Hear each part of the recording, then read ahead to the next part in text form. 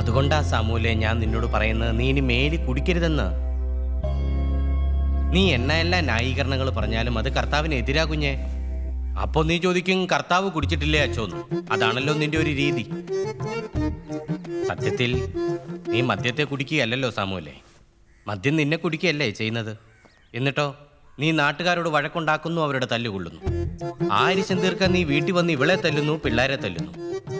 മദ്യം സാമൂഹികവും കുടുംബപരവുമായൊരു തിന്മയാണെന്ന് നീ തിരിച്ചറിയണം. മനസ്സിലായോ സാമൂലെ? മനസ്സിലായച്ചു. എന്നാ നീ കർത്താവിന്റെ നാമത്തിൽ എന്നോട് സത്യം ചെയ്യോ, ഇനി നീ കുടിക്കില്ലെന്ന്. ഇനിമേൽ ഞാൻ മദ്യപിക്കുകയോ മദ്യപിച്ച് വഴക്കുണ്ടാക്കുകയോ ചെയ്യില്ലാന്ന് സത്യവാചക ഏറ്റു പറ സാമൂലെ. ഇനിമേൽ ഞാൻ മദ്യപിക്കുകയോ മദ്യപിച്ച് വഴക്കുണ്ടാക്കുകയോ ചെയ്യില്ലാന്ന് പറ. ഇനിമേൽ ഞാൻ മദ്യപിക്കുകയോ മദ്യപിച്ച് വഴക്കുണ്ടാക്കുകയോ ചെയ്യില്ല എന്ന് കർത്താവിന്റെ നാമത്തിൽ ഞാൻ പ്രതിജ്ഞ ചെയ്യുന്നു. കർത്താവിന്റെ നാമത്തിൽ ഞാൻ പ്രതിജ്ഞ ചെയ്യുന്നു. ഇത് സത്യം, സത്യം, സത്യം. ഇത് സത്യം, സത്യം, സത്യം.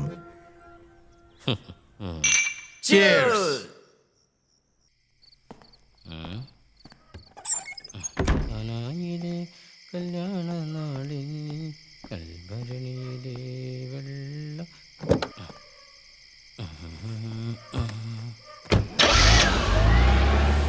നിങ്ങൾ രണ്ടാളുമായിരുന്നു സ്കൂളിൽ ഞങ്ങൾ ജൂനിയേഴ്സിന്റെ റോൾ മോഡൽസ്. പുല്ലാനിക്കാട്ടിലും തോട്ടറുപ്പിലും ഒക്കെ നിങ്ങൾ ഇങ്ങനെ പുല്ലിയത്തുകാരികളുടെ പുറകെ പമ്മി നടന്ന കഥയൊക്കെ കേൾക്കുമ്പോ ഞങ്ങൾ രോമാഞ്ചം കൊണ്ടിങ്ങനെ നിൽക്കും.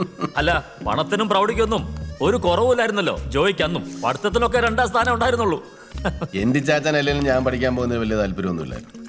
പ്രീ ഡിഗ്രിക്ക് പഠിക്കുമ്പോഴാണ് ഒരു ദിവസം എന്നെ വിളിച്ച് പറഞ്ഞത്, നീ ഇനി മറുഭാഷയൊന്നും പഠിക്കാൻ പോകണ്ട, ഇവിടെ എത്രയെന്തെല്ലാം കാര്യങ്ങൾ കിടപ്പുണ്ട്, അതൊക്കെ നോക്കി നടത്തിയാൽ പോയത്.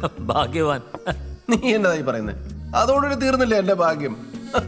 യവനും ഞാനും കൂടെ പണ്ട് എന്തുമാത്രം നീർക്കാങ്കുഴി ഇടുകയും വള്ളം കളിക്കുകയും കടവിൽ വെളുത്തേടത്തി പെണ്ണുങ്ങളെ വലയിടുകയും ചെയ്തിട്ടുണ്ടെന്ന് അറിയാവോ CI സാറേ നിനക്ക്? പിന്നറിയാതെ.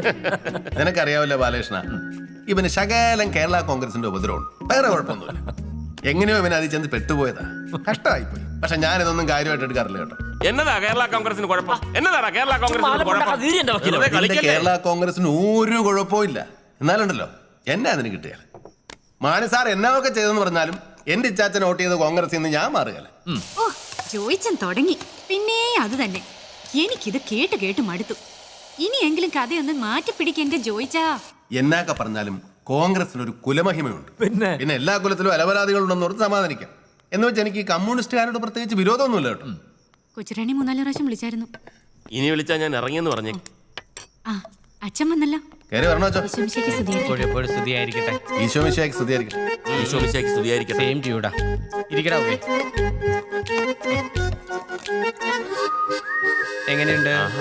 പുളിന്താനത്തിടവകാംഗവും അമേരിക്കൻ മലയാളിയുമായ വിൻസെന്റ് പട്ടിണിക്കാരൻ പ്രത്യേക ദൂതൻ വശം വളരെ ആദരപൂർവ്വം ഈ ആന്റണി അച്ഛന് കൊടുത്തയച്ച മുന്തി ഇനം സ്കോച്ച് വിസ്കി കുടിപ്പിൻ, ആഹ്ലാദിപ്പിൻ.